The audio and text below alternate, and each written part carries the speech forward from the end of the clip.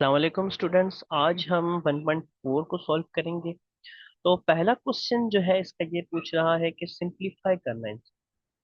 तो simplification is very easy, हमने rule पढ़ा है कि किस तरीके से इसको हम सिंपलीफाई कर सकते हैं। इसमें आपका क्वेश्चन रूल लगेगा। क्वेश्चन रूल में अगर बेस सेम हो तो पावर सब्ट्रैक्ट हो जाती है डिवाइड के अंदर। ठीक है जी, यानी कि 3 पावर 5 पावर 2 जो है माइनस हो जाएगी। इस तरीके से इसका आंसर 3 पावर 3 यानी कि 27 आ जाएगा। ठीक है जी। ऐसे ही इसको सिंपलीफाई कर लेना है आपको। किस तरीके से आप सिंपलीफाई कर सकते हैं? बहुत आसान है।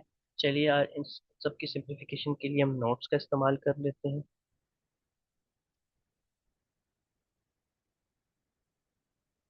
तो अब देखें, यहाँ पर जो पहला पार्ट है इसके अंदर हमने जो है सिंपलीफिकेशन करनी है 3 पावर 5 टू 3 पावर 2 की। तो हमने इसको माइनस कर देना है, पावर को 3 पावर 3 का आंसर 27 आ जाना है। ऐसे ही 2 पावर 4 एंड 5 पावर 3 और 10 पावर 2 को भी सिंपलीफाई करना है। हम 10 को जो है 2 टाइम्स 5 लिख सकते हैं। इसी तरीके से हमने पावर रूल पढ़ा था कि जो भी बेस के पावर होगी वो दोनों को हम दे सकते हैं। ऐसे ही अब ये वाली जो पावर है 2 पावर इसमें से जाकर माइनस हो जाएगी, ऐसे ही ये वाली पावर इसमें से। तो जब जब ये दोनों पावर्स माइनस हो जाएंगी तो यहाँ 2 पावर 2 बचेगा और यहाँ 5 पावर 1 बचेगा। जब 2 पावर 2 को सॉल्व करेंगे 4 आ जाएगा, then 4 will be multiplied by 5, answer will be 20। तो इस तरीके से आपके दो पार्ट हो जाए। आगे चलते हैं। थर्ड पार्ट में आपके पास ए प्लस बी होल स्क्वायर ऊपर है, ऐसे ही ए प्लस बी नीचे है। और यहाँ C plus D whole cube ऊपर है, नीचे सी प्लस डी का स्क्वायर है। अब सेम बात है कि ये दोनों सेम बेसिस हैं तो इसकी पावर सब्ट्रैक्ट होकर हो जाएगी 1। ऐसे ही सी प्लस डी इसकी पावर 3 - 2 होकर भी हो जाएगी 1। आपके पास ये इसका सिंप्लीफाइड आंसर होगा। क्लियर है? क्वेश्चन नंबर 2 में आपके पास लॉज ऑफ एक्सपेरिमेंट को इस्तेमाल करते हुए सिंप्लीफाई करने का कहा गया है। अगर हम इस सवाल को देखते हैं तो इसकी बेस सेम है और प्रोडक्ट है बीच में, तो पावर जब होगा प्रोडक्ट के अंदर, पावर ऑफ प्रोडक्ट्स एडेड होगा, यानी कि same base power will be added when both bases are multiplying. तो 4 + 5 विल बी 9। आगे बढ़ते हैं। ऐसे ही इसका सेकंड पार्ट आप देख रहे हैं, सेम बात है, सेम बेसिस हैं तो power will be added because there is a multiplication sign.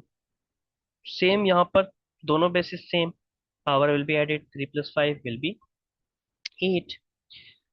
यहाँ पर जो है आपका कौन सा रूल लगेगा जिसमें दोनों ब्रैकेट्स की वैल्यूज को पावर दे दी जाती है, यानी कि 3 पावर 3 पे 3 आ जाएगा, ऐसे 3 पावर 2 यानी कि यहाँ पर 3 पावर 3 माइनस का रहेगा और 2 पावर 3 का मतलब 6 हो जाएगा। अब -3 पावर 3 जब सॉल्व करते हैं तो माइनस का 27 आता है, और 5 टाइम्स जब 6 करते हैं तो 1562 5 आता है। और जब इन दोनों को मल्टीप्लाई करेंगे तो हमारे पास इसका आंसर ये आ जाए। ठीक है जी। आगे चलते हैं। Fifth part very easy, same last जैसे पार्ट में किया हमने, 3 पावर 3 हो जाएगा, देन 3 पावर 2 6 हो जाएगा। और हमें मालूम है कि जब माइनस की वैल्यू के ऊपर पावर इवन आ जाती है तो उसका आंसर पॉजिटिव में चला जाता है। तो इसका आंसर 4 का पॉजिटिव हो गया, देन ये 4 पावर 6 हो जाएगा। 3 power 3 will be 27, then 4 power 6 will be 4096।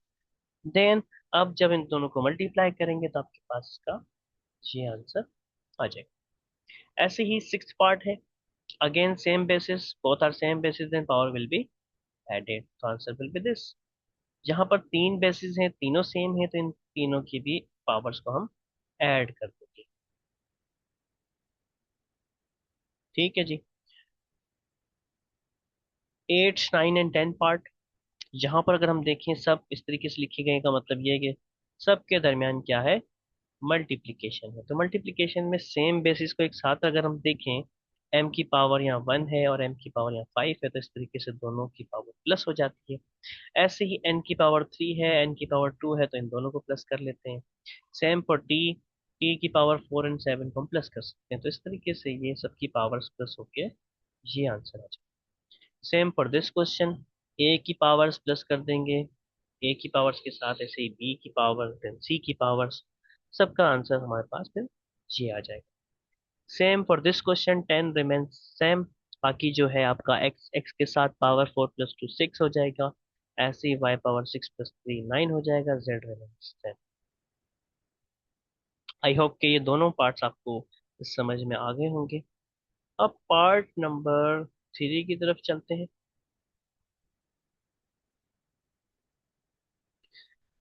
इसमें भी आपके पास सिंपलीफाई कहा गया है बाय यूजिंग लार्ज एक्सपेरेंट।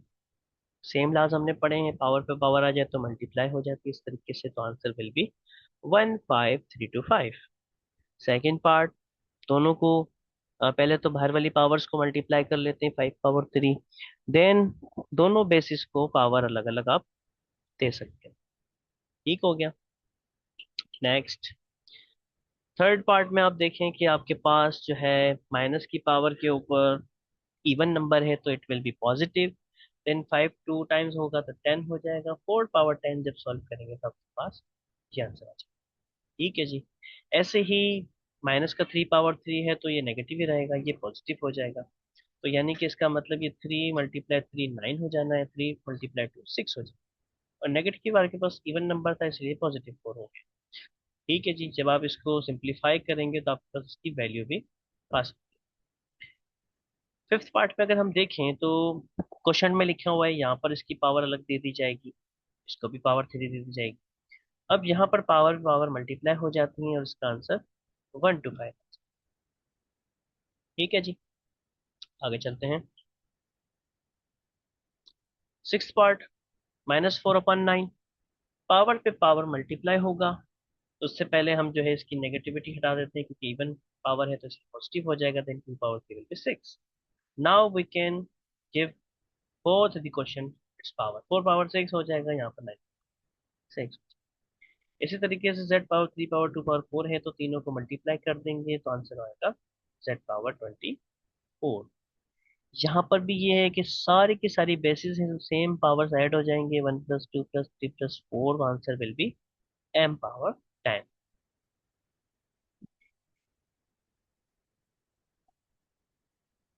ये थोड़ा सा क्वेश्चन कुछ मुश्किल लग रहा होगा लेकिन आसान है बहुत। 0.1 पे पावर 2 है यानी कि माइनस का है तो ये पॉजिटिव हो जाना है, लेकिन क्योंकि 0.1 3 है और सब पे जो है बेस है तो इसका मतलब पावर ऐड हो जाएगी सेम बेस में। 2 + 3 + 2 विल बी 7। अब माइनस की पावर पे 7 है तो इसका मतलब ये माइनस का ही रहेगा, तो 7 टू टाइम्स हो जाएगा हमारे पास 14। अब जो है ये इवन हो गया इसलिए इसकी पावर नेगेटिव से पॉजिटिव हो जाएगी। ओके है। आपके पास आंसर आ जाएगा 0.1 पॉजिटिव का। अच्छा जी, बाहर नेगेटिव साइन थे इसलिए वो बाहर वाली नेगेटिव सेम ही रहेगी।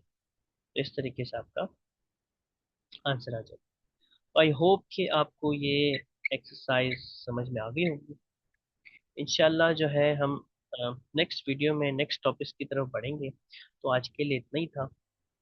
तब तक के लिए टेक केयर। अल्लाह हाफिज।